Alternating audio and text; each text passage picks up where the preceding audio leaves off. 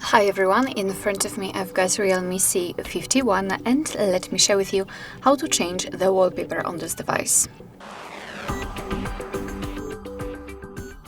So let's start with opening the settings, and right here we have to scroll in order to find the proper section, wallpaper. Let's tap on it.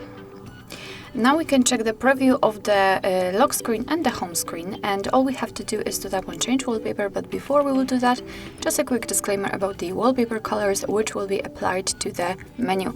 So basically you can pick something from the basic colors or wallpaper colors, which is quite cool option because your device will simply take the colors which are applied on your wallpaper and apply them to the menu, so everything will be kind of combined in a style. That's quite cool. Of course, it's up to you if you want to use it or not. So let's start with tapping on change wallpaper, and here you've got either my photos, which is basically your own gallery, or on device wallpapers. So after tapping on it, we will be transferred to the pre-installed options from which we can choose. We've got quite a lot of options to choose from, and basically all you have to do in order to check the preview of the wallpaper is to tap on it. So let me pick maybe this one. And as you can see, this is how it will look like on the home screen. You can tap here to check it on the lock screen.